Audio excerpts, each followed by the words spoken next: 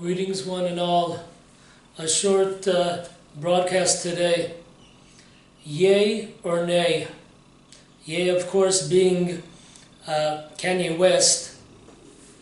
Is black anti-Semitism a danger for the Jews?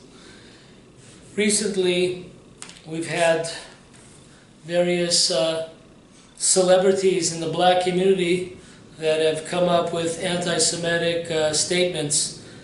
We'll take first Kanye West. They call him Ye, Y-E.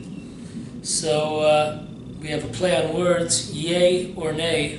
Today they just call him Ye.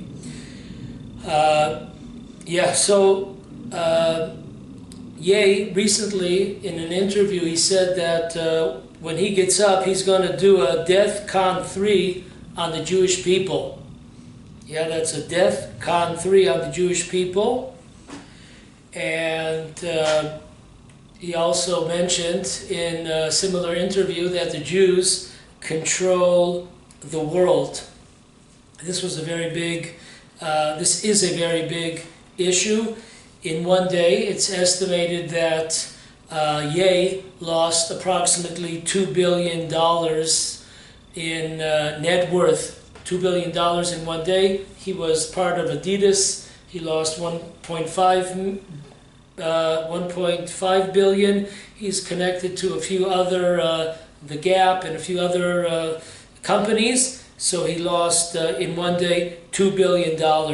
So that's a big controversy. In fact, my old stomping grounds, the 405 highway in Los Angeles, one of the biggest intersections in Los Angeles, the 405, there were white supremacist groups this past week that put up signs on top on the bridge that goes, the highway goes under the bridge. It says Kanye is right about the Jews. Big banners hanging down from the 405 highway over there by white supremacist groups. Before that, we had, of course, the basketball, the NBA superstar, Kyrie Irving of the New Jersey Nets. He came out and he gave a link to an anti-Semitic movie. So that was a big controversy with Kyrie Irving. And a famous comedian in the black community, some guy named Dave Chappelle. He, on NBC, he openly mocked the Jews and he spread various stereotypes against the Jews. And he said he said a lot of things. One of the lines that he says, it's not crazy to think Jews run Hollywood. It's just crazy to say it out loud. Very interesting. So we have an onslaught of celebrities in the black community with anti-Semitic slurs. Is this a danger for the Jewish community, especially in America? Just so we get statistics correct, so far in the year 2022, that we're at the latter stages of it, anti-Semitism, cases of anti-Semitism were at the highest levels ever recorded. Historical levels of anti-Semitism. There were 2,717 cases of anti-Semitism so far in the year. It's not over yet. We have another month and a half. But 2,717 cases. That is a 34% increase from 2021, which was itself a record year. So we have very, very big numbers over here. So is this a danger to the Jewish community? So let's get a few things straight. Number one, in the portion of Noah sends out, after he thinks that the flood might have is over, he sends out a dove, and he knows that if the dove comes back, that means that the flood is still out there. There's no resting place for the dove. And in the book of Deuteronomy, on chapter 28, verse 65, it uses the same language in the curses Deuteronomy 28 is the curses, the 98 curses against the Jewish people if we do not follow in the ways of God. And one of them, the last one, is, I will scatter you amongst the nations from one end of the earth unto the other end of the earth. And among those nations you shall find no ease, no rest there. There will be no rest for the sole of your foot. Now, this expression, you will not find rest for the sole of your foot, is a double expression. It appears in Deuteronomy 28:65. It appears in the portion of Noah. So, in the Yalkut Shimoni, in the Genesis, book of Genesis on 59, it brings down what is the connection between these two verses. You will not find resting. It says that in order that the Jewish people, God says, in order that the Jewish people will return to the land of Israel, God will make sure certain that there will be no resting for the Jewish people. There will always be anti-Semitism. There will always be a danger. It might cease for a while. It might go into hiding for a little bit. It might be concealed, but it's there. And at any moment it could come out and devour the Jewish people. That is the idea here. That is the Jewish view. That is the Jewish truth. A few other things that are important here to remember. Number one, with the Holy Sfat Emet, in the portion of Noah, he says an amazing thing. It says, I don't understand. Our sages tell us, this is in the Sfat Emet on the portion of Vayishlach. He says there, I don't understand. Our sages tell us that Esav went to kiss Jacob, but the sages come in and say, no, he went to bite. So what is the deal? The text tells us that Esav came to kiss Jacob, and then the rabbis come, our sages come and tell us, no, Esav came to bite. So the Sfat Emet beautifully says, and this is brought down in many other books, there is no discrepancy here. Why? Because the most dangerous Gentile is one that comes to kiss the Jewish people. They are the most dangerous. The one that comes to bite, the ones that say, the Kyrie Irvings and the Yays and the Dave, what was that dude's name? Dave Chappell. Those guys, they tell you like it is. You know, they say what they feel. The most dangerous Gentiles are the ones that come in love, in the name of love, against the Jewish people. That is what the Sfat Emet says. So there's no discrepancy. Esav has two ways to destroy the Jewish people. One through hate and through Holocaust and pogroms, etc. And then there's another way to destroy the Jewish people, through love, which brings assimilation, etc. So those are the two ways that we are able to bring the Jewish people down.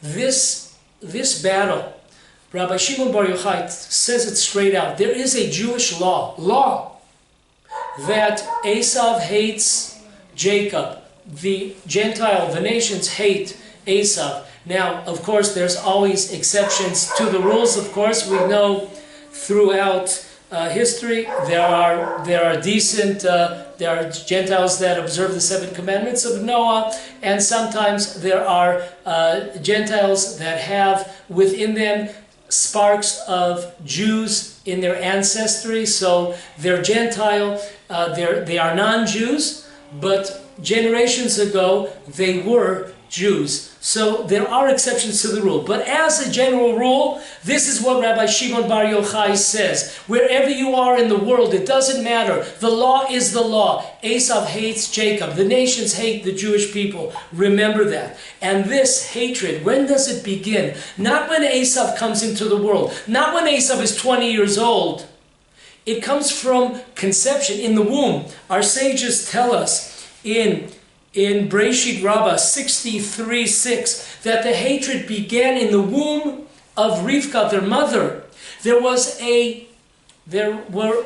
attempts by Esau to kill, so to speak, to kill Jacob, in the womb of Rivka, the mother. Imagine that. This hatred is not from after a person went to university and was indoctrinated. No, this hatred begins from conception with the nations of the world. And not only that, before Esau dies, he calls one of his descendants, he calls one of his offsprings, Amalek, and he commands him to continue my work. Amazing. Esau is about to die, but the hatred against the Jewish people, he commands his offspring, his children, his grandchildren, continue my work, my mission to destroy the Jewish people, to annihilate the Jewish people. That continues till this very day. His legacy lives on. Amazingly, the Tzan's Rebbe, he wrote in Imrei Yatziv, first volume on Breshit, page 177. Listen to this. Don't fool yourself to rely on these wicked people, on these Gentiles. Do not rely on them. Because there is a Jewish law. It is known that Esau hates Jacob. This is talking about all of the offspring of Esau without exception. Without exception. These are the words of the Tzan's Rebbe, the Sans Rebbe. Without exception. Also in America this is true, the Rebbe says. Know that in America it is worse. It is worse. I don't know when the Tzan's Rabbi Yekutiel, Yehudah Halberstam, I don't know when he said this, but I imagine it was 30, 40 years ago. Imagine today, which we spoke about the statistics about anti-Semitism being the highest record, historical record, high that it's ever been. That's amazing. And listen what he says. Also in America, the situation here is worse than in Europe before World War II. Listen to the words of the Rebbe. It's worse than before the war, World War II broke out. Then, before World War II, we were able to walk the streets of Lamberg, of Warsaw, of Pressburg, and we walked the streets with more tranquility and more assurance, and we were not afraid than walking in the streets of America. And it only took a couple of years till in Europe the situation changed, and the rest, of course, is history. Who will guarantee that this will not happen again in America? The amazing words of the Tzanzer Rebbe. An amazing commentary, one of the great commentaries on the Torah, on the 5 books of Moses, was the Kli Yakar. He lived in 1601. He lived in 1601 in Europe. And his name was Rabbi Shlomo Ephraim Levi Lonchitz. And he was about to die, and he accepted upon himself. His name was really only Ephraim, not Shlomo. Shlomo was added when he was on his deathbed. He cried out to Hashem, and he made a vow that if Hashem saved him miraculously from this disease that he had, he would write a commentary on the Torah. This has become one of the major, he's up there with the all-stars, the dream team of the commentaries of the Mikrot Gedolot of the 5 books of Moses. He's up there with the dream team. So he added his name, he lived, and he did write a commentary, an amazing commentary. And in many of his commentaries, he rebukes the Jewish people. He looks out. Once again, this is 420 years ago, the Kli Yakar lived. Amazing. And he looked out in his generation. Listen to the words that he said. On the book of Deuteronomy, chapter 2, verse 3, it says, God commands the Jewish people to go north. The word north in Hebrew is tzafona. The word tzafona also means to hide yourself. Don't boast. Don't make yourself modest. Don't stick out.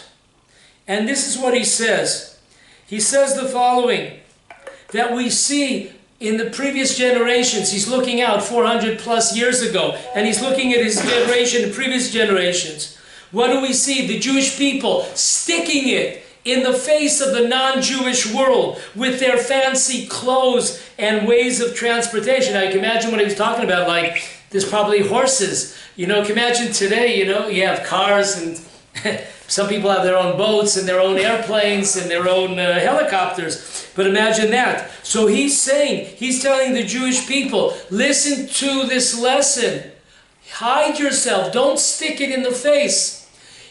We're not talking about the saintliness of the Jewish people. We're not talking about the beauty of the Jewish people, the Torah, the good deeds, the charity. That is great. You know, that is a greatness to show. We're talking about Jews that are totally assimilated, the Hollywood types, and they're out there in people's faces. People know that they're Jewish, and they're drawing. This is the words. These people draw anti-Semitism. These are the words of the Kli Yakar. Don't show your wealth. Don't shove your wealth and your influence in the faces of the Gentile world. When the Gentiles talk about the Jews control the economy and the government and Hollywood, etc., this is a very dangerous situation for the Jewish people. This is a very dangerous situation for the Jewish people. So the bottom line here is that God gives us wake-up calls. And baby, if this ain't one of them, then we're really dead, kind of. We might be walking around, etc., but spiritually we're dead. This is a tremendous wake-up call. This historical record-breaking year, 2022, of anti-Semitism in the United States of America, this recent wave of tremendous, of superstars, people that have millions of followers on Twitter, YouTube, Instagram, you name it, people that have clout, people that have backing, people that are influential, and one after another, a cut against the Jewish people. If this is not a wake-up call, I don't know what is. It is time to leave. It is time to leave America. All the good that they did for the Jewish people over the past 100 and so years, okay, we appreciate that. But the times are changing. The clouds are becoming dark and becoming threatening. The skies are threatening, and now is the time to leave. This is very much in our face. It is, this wave of anti-Semitism is a danger to the Jewish community. Time to leave.